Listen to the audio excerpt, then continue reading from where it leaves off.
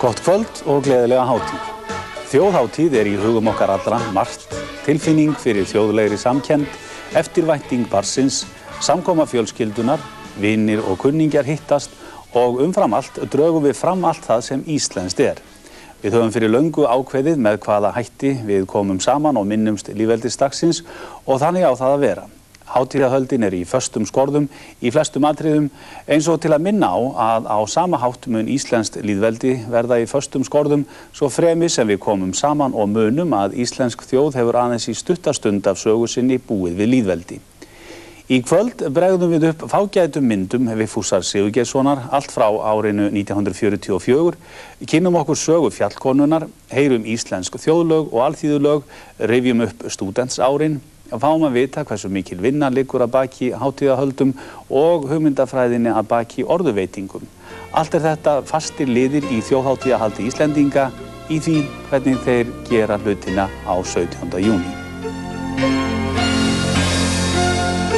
Nú andar suðrið sæla inn víðum á sjónum allar bárur smáar rísa og flytjast þeim að fögru landi lýsa að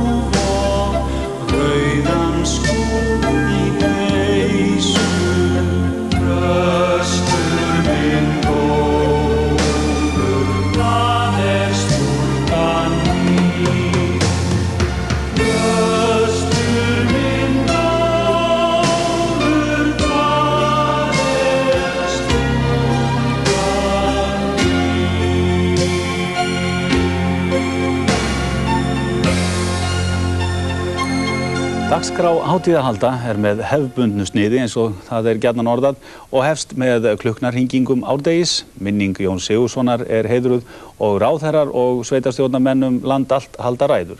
Þjóðhátíðanefndir eru starfandi og Klemens Jónsson hefur verið starfsmaður þjóðhátíðanefndar í Reykjavík í 33 ár. Velkomin hingað, Klemens. Takk fyrir. Hátíðin hér fyrir hádegi mitt í Reykjavík, hún hátíð allra landsmanna, það ekki? Já. Það má segja það vegna þess að hér ríkisstjórnin, forsetinn, erlendi sendimenn og þessi útvarpað til allra þjóðarinnar. Þarna allt saman geirinelt, við höfum ekki breytt miklu. Nei, ég held að það nokkuð föstum skorðum og hafi verið það allt frá upphafi, frá 1944. Því hefur ekki verið breytt mikið, það fast form og því hefur verið fyllt yfirleitt. Þarna safna saman ríkisstjórn og sendimenn erlendra ríkja, hvernig sem viðrar það ekki? Jú, oft helli rigning og oftast, múið segja það. Já, oft manni eftir vondu veðri. Þarna lagður blómsveigur að minnisvarða Jón Sigurðsson. Já, það gerir forseti Íslands og forseti ráðherra, þau ganga þarna út. og forsætisráðherra hverju sinni heldur þarna ávarp og á milli eru leikin ættjarðarlög, lúðrasveitir og karlakór alltaf þarna. Manni finnst einhvern veginn eins og að einhvern tíman hafi einhver hluti af þessu farið fram á svölum Alþingishússins. Já, það rétt. Já. Það mun hafa byrjað þannig, ég var nú ekki komið þá til sögunar. Þá var fjallkonan komið fram á svölum Alþingishússins og forsætisráðherra talaði þaðan. Ég man eftir að Ólafur Thors talaði þaðan, ég man eftir því. Þá var ég bara svona þáttakandinn á vellinum. Einmitt. Fjallkonan einmitt eitt af þessum íslensku fyrirbærum og tengist mjög 17. júní. Já, já. Að jafnaður það ungar og upprennandi leikkonur sem falið að fara með það ljóð, það venjulega ættjarðarljóð. Hvernig veljum við þær? Er það bara svona næsta leikkona? Já, það svolítið leyndarmál að segja frá því við. Venjulega valið eitthvað sem staðið sig mjög vel á árinu. Já, já. Og beðið hann að gera þetta. Og það eru venjulega bara einu sinni. Ég held að það enginn verið oftar en einu sinni. Clemens, hvað stendur þessi fjallkonu hugmynd fyrir eiginlega? Ég held hún sé tákn fyrir íslenskan menningararf, þjóðerni og sögu okkar í meirinn 1100 ár. Já, já. Við höfum lítið þannig á það. Hvaðan kemur þessi hugmynd? Fyrst man ég eftir að þetta fjallkonunafn komið fram í ljóði Bjarna Thorarensen, eldgamla Ísafold, áskæra fósturmold, fjallkonan fríð. En 1874 á 1000 ára afmæli Íslandsbyggðar þá teiknaði Benedikt Gröndal skáld fjallkonu myndina sem var eins og hvað ég má segja, merki fyrir þá hátíð eða spjald eða auglýsingaspjald. Síðan var gerðan fleiri myndir og sem að betri borgarar römmuð inn og hefði í stástofun sínum. Þú hefur séð svolítið þessi myndir, eru til enn mér að segja.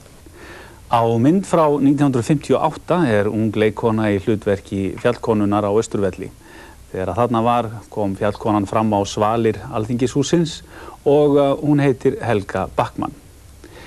Helga, hvað varst að flytja þarna? Ég flutti þarna lengsta ljóð sem fjallkonan hefur flutt, 17. júní, og höfundurinn var Einar H. Jónsson. Og ég veit ósköp lítið manni nema mig minnir að hann hafi verið guðfræðingur. En bjó langan tíma í Danmörku, var mér sagt. En hvað það? Þetta var ljóð sem tók tæpan hálftíma í flutningi. Og ég ferðaðist með strætisvagni á þessum tíma vegna þess að við vorum ekkert mjög rík við Helgi svona í upphafi. Og ég var nýbúin að eignast eldri son okkar þarna.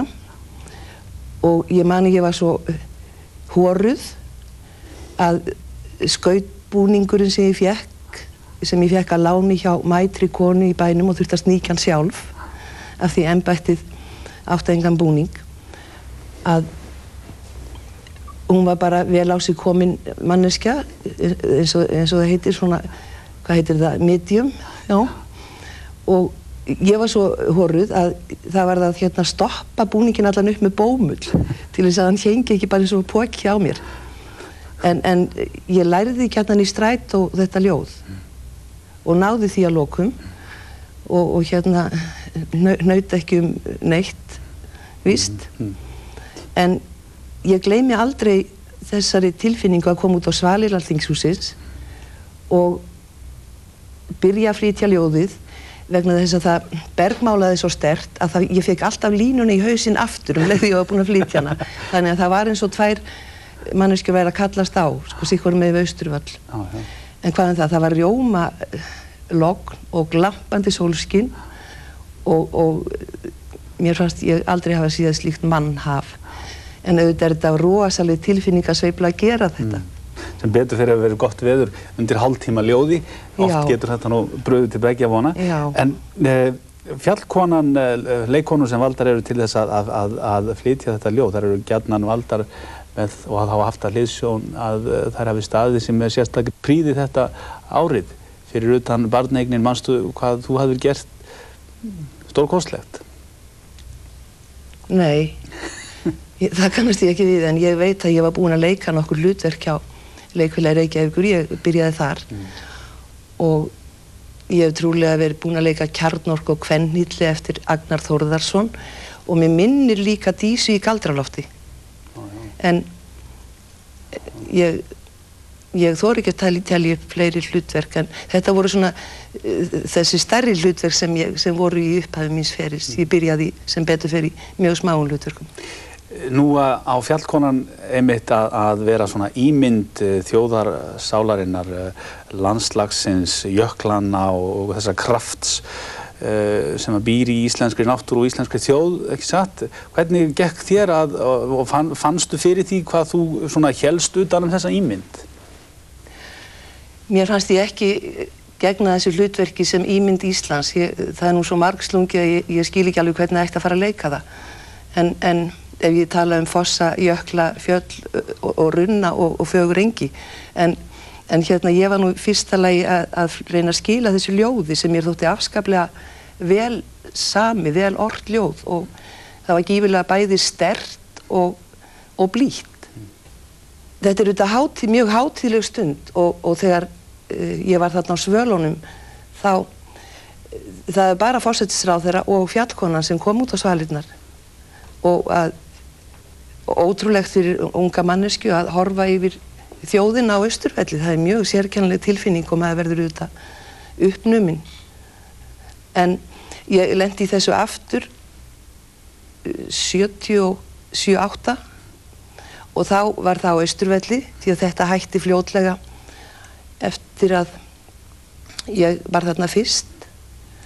En mér fannst alltaf, þegar ég var svona krakki og seinna á Austurvelli þá fannst mér alltaf flottar að sjá Fjallkonuna þarna uppi. En hvað það? Þetta smekksatriði eins og annað.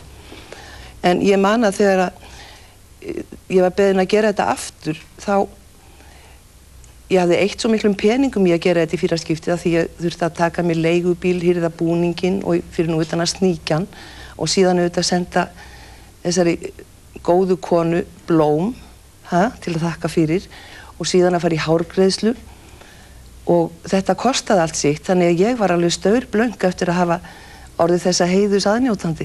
En síðan þegar ég var beðin þetta aftur, þá sagði ég, og mér var tilkynnt að þetta væri aftur svona mikill heiður, að þá sagðist ég bara ekki hafa efni á að taka við þessum heiðri tvisvar. En þá sagði maðurinn sem hringdi, vistu við erum með fundi í kvöld, má ég hringi þig aftur? Ég sagði, gera svo vel. Á þessum fundi samþykkt að greiða Fjallkonunni laun, svona sambærileg laun og kannski einhver skemmtikraftur fékk 17. júní. Ég held það hefði verið síðan. Þannig að við erum góð með Fjallkonuna á launaskrá. Já, ég þykist hafa staðið þarna í ákveðinni baráttu fyrir hönd Fjallkonunnar. Það einkenni á hátíðisdögum að safna saman og ganga í skrúðgöngu. Hér á landi viðrar misjafnlega til göngu en á 17. júní láta menn ekki veðrið á sig fá, heldur fagna lýðveldinu í sól og sumaril eða beljandi útsýningi eins og allt eins getur verið þótt komið sér fram í júní.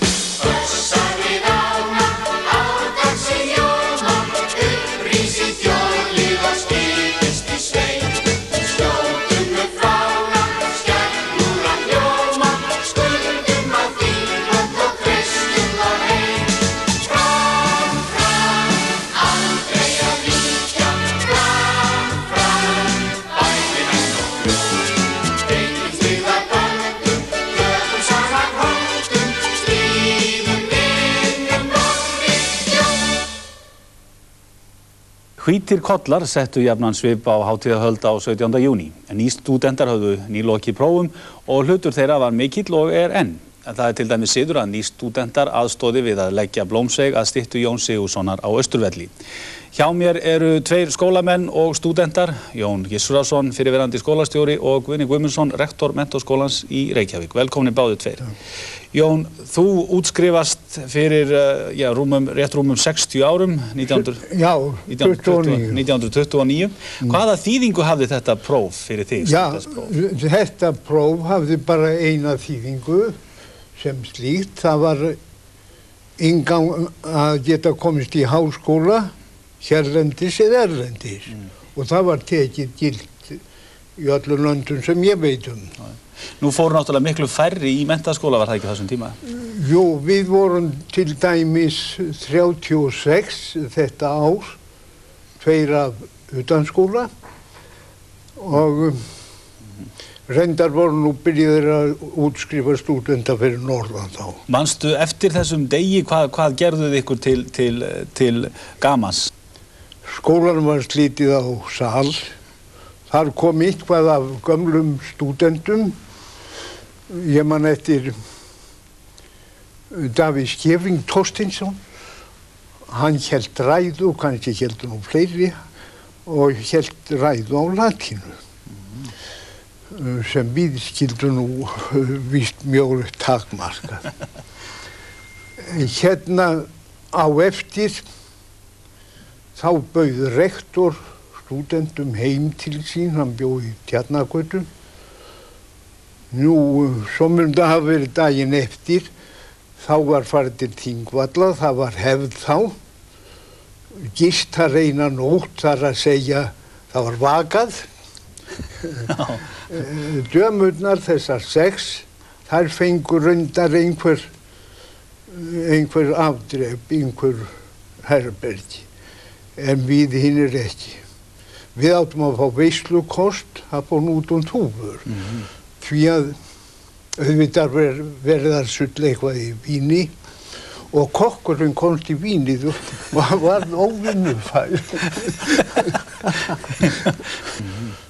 Hjá ykkur, Guðni, þú útskrifast hvað? 15. júní 1944. Já. Af hverju þennan dag? Já, það nú aðalega vegna þess að ég var stúdent á norðan og það nú kannski pínlítið feimnismál. En það var ákveðið að slíta 15. til þess að stúdentarnir á norðan kæmust á Þingvöll til að vera viðstaddir lýðveldisstofnunina 44. Og ég held að þetta hafi nú verið bara í eina skipti sem að slítið verið svona snemma í Menntaskólanum á Akureyri. Ég held að þeir hafa alltaf haldið sig við 17. sko. Nú, það lá svo mikið á, það var nú engin skipuleg ferð okkar suður samt. Heldur fórum við svona eins og besti gátu með rútum og margir fóru náttúrulega ekki. En það var skotið undir mig í flugvél, það er að segja, pappi sendi mig miða og ég flaug þá þarna í fyrsta skipti. Þetta hafi verið stóri dag. Mér minnir að þetta hafi verið Beechcraft-vél og Örn Jónsson flugmaður. Svo flóið frá Melgerðismelum og það var mikið upplifelsi að fljúga.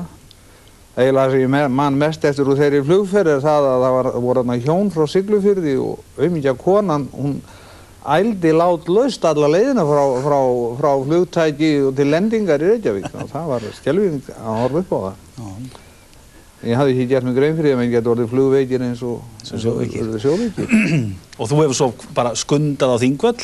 Nei, svo vaknaði ég 17. júní við þessa óskaplegu rigningu. Og það sem að mínir félagar voru svo sem ekki með nein skipulagða ferð þarna og ég vissi ekki einu sinni að því hve margir vorum í bænum, þá var nú því miður kannski niðurstaðan svo og ég satt heima og hlustaði alls saman í útvarpi. Já, þú fórst ekki á Þingvöll eftir það? Fór ekki á Þingvöll, nei. Þáttur stúdenta í hátíðahöldum á 17. júní, hann hefur svolítið dregið saman, hann hefur breyst. Hvað þykir ykkur Hvað finnst ykkur það, Jón? Finnst ykkur eins og að þáttur svona skólans og menntunin hafi dregið úr henni? Já, stúdentar voru höfðingjar á mínum árum. Það var engin almenningur. Og stúdentahúfuna báru menn meðan hún bara tóldi saman og eiginlega fínni eftir því sem hún var orðin ljótari. Stúdentar þekktust ekki aðeins nýstúdentar þennan eina dag, heldur dag eftir dag. Þetta vægi stúdentana, það hefur auðvitað breyst, er það ekki vegna þess að menn eru jú að taka stúdentspróf svona bara yfir allt árið? Er það ekki? Ég held að sé nú byrjað áður, það er bara, ég held bara fjöldinn, þetta orðið svo margt og þetta orðið svo hversdagslegt í raun og veru, það er ekki, hefur ekki sömu, hvað ég var að segja, sömu reisn eins og það hafði í gamla daga kannski. Það er að vonum til mikil tónlist sem að tengist stúdentsárunum. Menn eru fljótir að gleyma, hvað ég var að segja, andvökunóttum, prófskrekk og áföllum sem að menn sáum naumast út úr þegar þau dundu yfir. En nú er þessi tími umvafinn miklum ljóma. Þið stúdentsárin æskuglöð sem oft við minnum síðar. Þið runnu burtu helst til röð í hafsjó fyrri tíðar og ekkert það sem þar geymt mun þaðan bást eilífð heitt og og premutatiorerum. Hvar djarfa unga sveit sem í var kapp og hiti og gerðist aldrei undir leit þótt auraláni tryti. Æ, hún núna harla dreif í hversdagsleikans gráa deyfð og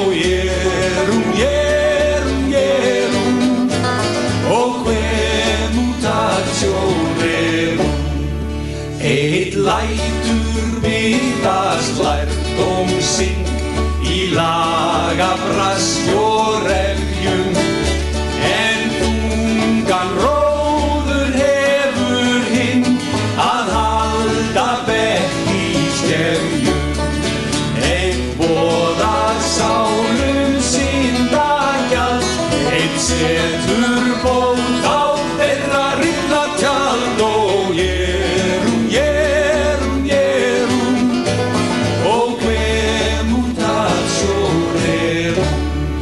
þótt aldursmörkin opnir sér og ytra breytist hafur mestum verð ef ennþá hinn innri maður samur í brekki lífsum hópinn morg skal hvíslast jafnan loginn bormið hann skal til hins innsta og svína brjóstið innsta.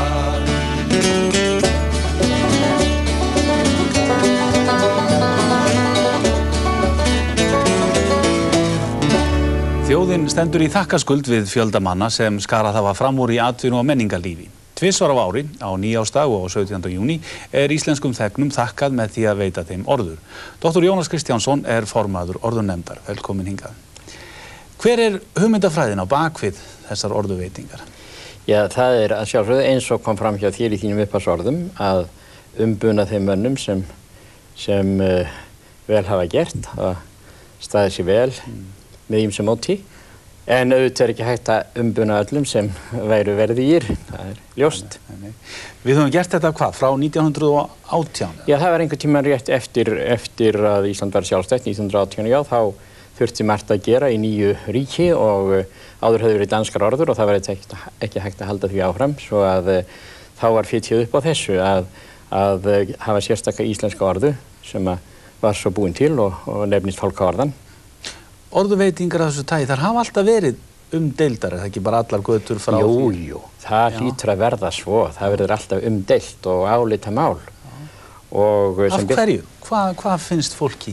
Já, einhver annar hefði nú frekar átt að fá það heldur en þessi og svo framvegis og það er óhætt að segja það hér á landi þá er meira það að svona, ef við getum sagt alþýðu fólki er veitt orða heldur en annar staðar og þá verða auðvitað ágreiningstilefnin en þá fleiri og ekki viðlit að veita öllum. Þá er oft verið að reyna að velja fulltrúa stétta, fulltrúa landshluta, fulltrúa kynja og svo framvegis og verða menn að hafa það í huga að það get ekki allir fengið sem að væru verðir. Þeir fá þetta sem fulltrúar sína stétta og svo þetta af eigin verðleikum að sjálfsögðu. Dr. Jónas, hvað fá menn svo? Já, það eru 4 mismunandi stig af orðunni. Að sjálfsögðu er þetta eftir erlendum hliðstæðum hér í löndunum í kringum okkur.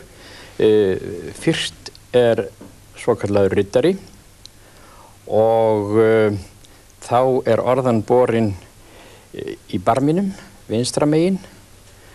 Síðan kemur stórriddari, svonefndur. Það er svolítið stærri kross og hann er borin í bandi hálsinn. Og síðan er 3. stigið, það er þá stórriddari með stjörnu, þá bætist við stjarna sem er borin hérna vinstra megin á brjóstinu. Og efsta stigið er svokallaður stór krossriddari og hann ber orðuna í bandi, dálítið breiðu bandi, sem liggur yfir vinstri öxlina og orðan er borin hérna á hægri mjöðminni. Eru þið sparir á þessi efstu stig? Já, það er víst mjög fáir sem hafa það stig núna og yfirleitt þá er nú algengast að byrja á riddara, venjulegum riddara og satt að segja þá höfum við kannski verið fullsparir á hærri stigin.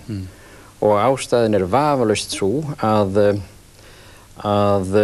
þá geta færri hverju sinni fengið neðsta stigið eða byrjað komist inn í fengið orðuna og það eru margir sem eru kallaðir hverju sinni svo að ég skal játa það við hyllumst kannski heldur of til þess að veita venjulegan riddara.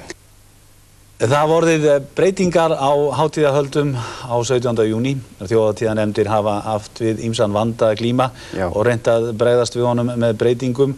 En svo virðist sem við séum ákaflega fastheldin á samkomuhald á þessum degi. Já. Hvað höfum við verið að gera? Til dæmis hér í Reykjavík þá hafa menn, þvælt þessum hátíðahöldum svo lítið. Já, það var mikið talað það tíma að flytja þetta inn í Laugardal. Og það var gert. Ég man ekki nákvæmlega hvaða ár það var, hvort það var 63 eða 4 og vorum þar 2 sinnum. Ég held ég færi rétt með það mál.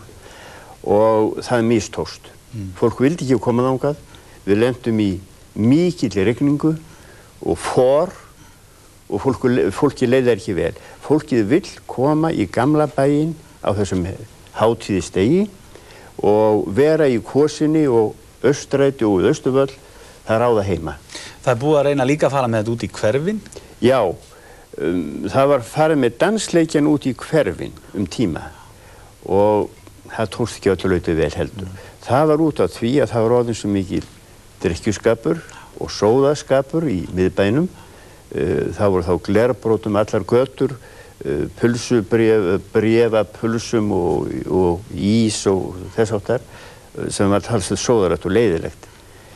En það heppnaðist nú ekki á öllu leyti og nú á síðar árum hafa þessi dansleikir verið haldnir yfirleitt í miðborginni, þeir eru stundum við í Laugardalshöllinni og víðar og ég hef grunum að það verði þannig áfram. Það stefnir sem því það að þetta fari aftur í sama gamla formi? Sama gamla formi. Fólk er fastheldið á þessa hluti. Áttu von á því í þessu mikla svona fjölmiðlafári sem gjarnan er nefnt að vægi þessa dags minnki? Ég vona ekki og ég held ekki. Ég virðist að fari heldur vaxandi að fólk hafi meiri áhuga á þessu og við eigum að hafa það. Þetta er okkur þjóðlegar dagur og við höfum setja okkur metnað í það að þetta fari vel og virðulega fram. blómin springa út og þau svelgja í sig sól. Sumarið í algleymi og hálft áregn í jól. Í hjarta sínu fólkið gleðst og syngur lítið lag. Því lýðveldið Ísland á afmæli í dag. Æ-hó, jippi-ei og jippi-ei, það kominn 17. júní. Æ-hó, jippi-ei og jippi-ei, það kominn 17. júní. Jóni heittum Sigurðssyni færir forsetinn, Birna mikinn árvissan og stóran blómsveginn. Jarðkonan í úmberingu prílar upp á papp, með brjáli lesum ljóð eftir löngu dauðan kall. Húrra! Æ-hó, jippi-ei og jippi-ei, það kominn 17. júní. Æ-hó, jippi-ei og jippi-ei, það kominn 17. júní. Skrúðgöngurnar framma undir lúðrasveitaleik, lítil börn með blöðrur, hin eldri snaps og reik. Síðan líður dagurinn við hátíðanna höfn, heitar jættar pilsurnar við fjölmörg sölutjöld. Jú, pilsurnar alla. Æ-hó, jippi-ei og jippi-ei, það kominn 17. júní. Æ-hó, jippi-ei og jippi-ei, það kominn 17. júní. Kvöldið eru allstaðar úti dansleiki, að sunnan koma rándýrir skemmtikraftarnir. En rigning bindur enda á þetta gleðigey, því gáttir opnast himins og allir fara heim. Æ-hó, jippi-ei og jippi-ei,